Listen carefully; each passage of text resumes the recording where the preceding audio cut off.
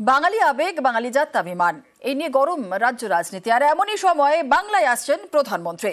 শুক্রবার একাধিক মেট্রো প্রকল্পের উদ্বোধন করবেন। তৃণমূলের বক্তব্য, বাংলার বাইরে বাঙালির ওপর চলা অত্যাচারের প্রতিবাদ জানাতে প্রধানমন্ত্রীর অনুষ্ঠানে থাকবেন না মুখ্যমন্ত্রী।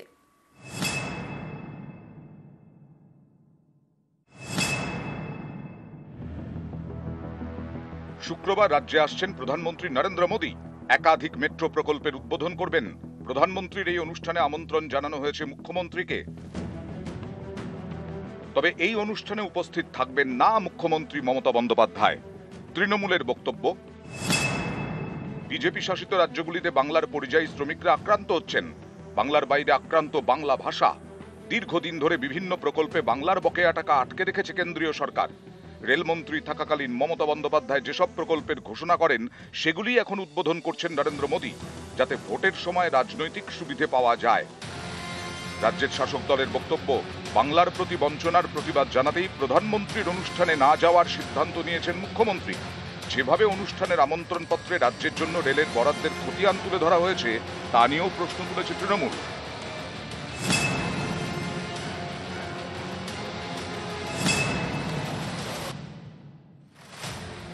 আগামী বছর রাজ্যে বিধানসভা নির্বাচন, তার আগে বাঙালি জাত্যাভিমান ইস্যুতে গরম রাজনীতি।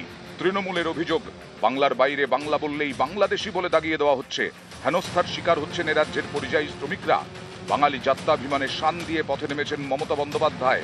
কলকাতা থেকে দিল্লি, বিজেপির বিরুদ্ধে সুর চড়াচ্ছে তৃণমূল।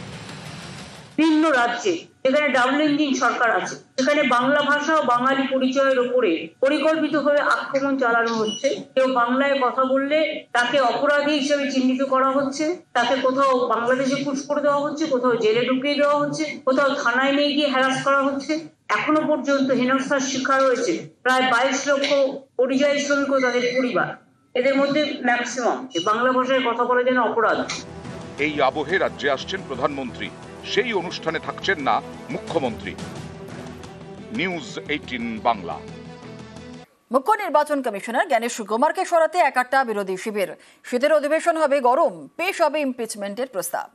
चुनाव आयोग के कंधे पर बंदूक रखकर भारत के मतदाताओं को निशाना बनाकर राजनीति की जा रही हो और मेरे सर सारे मतदाताओं को अपराधी बनाना और चुनाव आयोग शांत रहे, संभव नहीं। हलफनामा देना होगा या देश से माफी मांगनी होगी, तीसरा विकल्प नहीं है। নির্বাচন কমিশন যে দাবি করছে 1 সপ্তাহের মধ্যে আপনাকে এফিডেভিট জমা দিতে হবে। এফিডেভিট দেবে কেন? তাই তো ইলেকশন কমিশনে। মুখ্য নির্বাচন কমিশনারের রাজনৈতিক বক্তব্য, তা নিয়ে রাজনৈতিক সংঘাত তুঙ্গে। রাজধানীতে সাংবাদিক বৈঠক, টিম ইন্ডিয়া এক কাট্টা। কলকাতায় চড়া সুর অভিষেক বন্দ্যোপাধ্যায়। নির্বাচন কমিশন যে দাবি করছে 1 সপ্তাহের মধ্যে আপনাকে এফিডেভিট জমা দিতে হবে। এফিডেভিট দেবে কেন? তাই তো ইলেকশন কমিশনে। ইলেকশন কমিশনের ক্ষমতা আছে যে এফিডেভিট দিয়ে বলবে যে একটা ভুল বা গরমিল যদি আগামী দিন কোথাও থাকে, চিফ ইলেকশন কমিশনার পদত্যাগ করবে। সুতরাং যেভাবে মানুষের মৌলিক অধিকার ভারতীয় জনতা পার্টি ভারতের নির্বাচন কমিশনকে কাজে লাগিয়ে কেড়ে নিতে চাইছে, এটা মানুষের কাছে দিনের আলোর মতো পরিষ্কার হয়ে গেছে। শুধু সুর চড়ানো নয়, এবার মুখ্য নির্বাচন কমিশনার জ্ঞানেশ কুমারকে পদ থেকে সরাতে সংসদে ইমপিচমেন্ট প্রস্তাব আনার সিদ্ধান্ত নিয়েছে বিরোধীরা।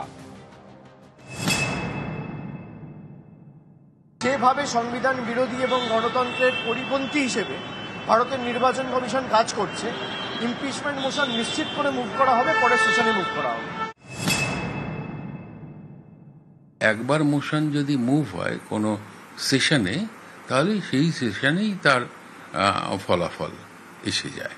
যখন সংসদ চলছে, সেই চলাকালীন স্পিকার তার তারিখ ঠিক করেন এবং এই ভোটাভুটির ব্যবস্থা করে থাকেন। ভারতে সংবিধান কার্যকর হয় 1950-এ, নির্বাচন কমিশনও তৈরি হয় 1950-এ।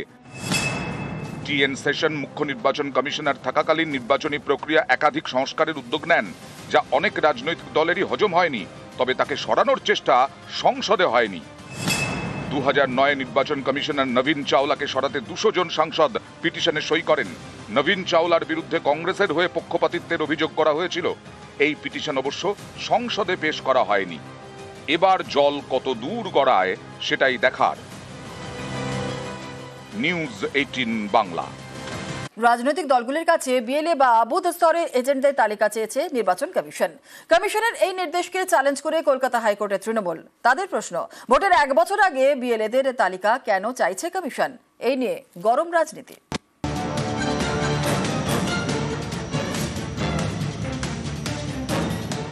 নির্বাচন কমিশনের বিরুদ্ধে আদালতে রাজ্যের শাসক দল তৃণমূল। সংঘাতের কেন্দ্রে বিএলএ, বুথ লেভেল এজেন্ট। আগামী বছর পশ্চিমবঙ্গে বিধানসভা নির্বাচন, তার আগে এ রাজ্যে এসআইআর বা ভোটার তালিকার বিশেষ নিবিড় সংশোধন করার প্রস্তুতি নিচ্ছে নির্বাচন কমিশন। সম্প্রতি মুখ্য নির্বাচনী আধিকারিকের দপ্তর থেকে চিঠি যায় রাজ্যের রাজনৈতিক দলগুলির কাছে। চিঠিতে মুখ্য নির্বাচনী আধিকারিক মনোজ আগরওয়াল লেখেন, প্রতিটি বিধানসভা কেন্দ্রে বুথ স্তরের এজেন্ট অর্থাৎ বিএলএ নিয়োগ করতে হবে রাজনৈতিক দলগুলিকে। এজেন্টদের নামের তালিকা জানাতে হবে নির্বাচন কমিশনকে। এই নির্দেশ চ্যালেঞ্জ করে কলকাতা হাইকোর্টে মামলা করলেন তৃণমূলের প্রাক্তন রাজ্যসভার সাংসদ শুভাশিস চক্রবর্তী। মামলাকারীর প্রশ্ন, ভোটের 1 বছর আগে কেন বুথ স্তরের এজেন্টদের নাম প্রকাশ করা হবে? সাধারণত ভোটের 7 দিন আগে বিএলএদের নাম চাওয়া হয়। জনপ্রতিনিধি আইনের বাইরে গিয়ে এই কাজ করা হচ্ছে। এদিন শুনানির শুরুতে বিচারপতি অমৃতা সিনহা বলেন, এটা তো শুধু তৃণমূলের বিষয় নয়, এই নির্দেশ তো সব রাজনৈতিক দলের ক্ষেত্রেই প্রযোজ্য। জবাবে মামলাকারীর আইনজীবী অর্ক নাগ বলেন, বাকিরা হয়তো মেনে নিয়েছে, তৃণমূল তাদের সমস্যার কথা জানাচ্ছে। এখন ইলেকশন কমিশনের তো ক্রেডিবিলিটি শূন্য হয়ে গেছে, বিজেপির প্রতিনিধি প্রতিভূ হিসেবে কাজ করছে। তা ইলেকশন কমিশনকে একটা লিস্ট দেওয়া মানে তো সেটা আলটিমেটলি বিজেপির হাতে চলে যাওয়া। নির্বাচন কমিশনের অধিকার নেই, তার কারণ নির্বাচন কমিশন নিরপেক্ষ নয়। যদি এখন নিয়োগ করা হয় তাহলে নামটা প্রকাশিত হবে, নামটা প্রকাশিত হলে তারা অসুবিধায় পড়তে পারে। সাধারণভাবে ভোটার লিস্টের কাজ হলেও বুথ লেভেল অফিসার তার জন্য নিয়োজিত হয়, এর মধ্যে নতুনত্ব কিছু নেই। বরং তৃণমূল কংগ্রেস অন্য দলের বিএলএ কে জানলে তার উপরে চাপ সৃষ্টি করে, খুব ভয় পাচ্ছে কিছু তৃণমূল। রিভিশন করতে হবে, মৃত মানুষের নাম যে বাদ দিতে হবে, এগুলো তো স্বাভাবিক প্রক্রিয়া, এবং সেটা করতে গেলেও তো বিএলএ লাগে। তৃণমূল কংগ্রেস আমাদের রাজ্যে তার সরকার এবং দল হিসেবে তো মামলা করতে করতে মামলা বাজে পরিণত হয়েছে। বিএলএ তার তথ্য নির্বাচন কমিশনের ব্যাপার। নির্বাচন কমিশনকে তৃণমূল কংগ্রেসের থেকে বেশি মানুষ ভরসা করে বলেই আমি জানি। নিউজ 18 বাংলা। নরেন্দ্র মোদীর সঙ্গে সাক্ষাৎ শুভাংশু শুক্লার। সোমবার সন্ধ্যে 7 লোক কল্যাণ মার্গে মোদীর বাসভবনে ভারতীয় নভশ্চর। আর প্রধানমন্ত্রীর সঙ্গে বেশ কিছুক্ষণ কথাও হয়। মহাকাশে থাকাকালীন বিভিন্ন চ্যালেঞ্জ এবং অভিজ্ঞতার কথা শেয়ারও করেন। 18 দিন মহাকাশে কাটিয়ে পৃথিবীতে আগেই ফিরেছেন শুভাংশু, আর এবার নিজের দেশ ভারতে পা রেখেছেন। মহাকাশ থেকেই মোদীর সঙ্গে 1 দফা কথাও হয়েছিল। এবার প্রধানমন্ত্রীর বাসভবনে গিয়ে সাক্ষাৎ। এদিন মোদীর হাতে জাতীয় পতাকা এবং এক্সিমো-4 মিশন প্যাচ তুলে দেন বায়ুসেনার গ্রুপ ক্যাপ্টেন। আন্তর্জাতিক মহাকাশ স্টেশন থেকে তোলা পৃথিবীর ছবিও দেখান প্রধানমন্ত্রীকে।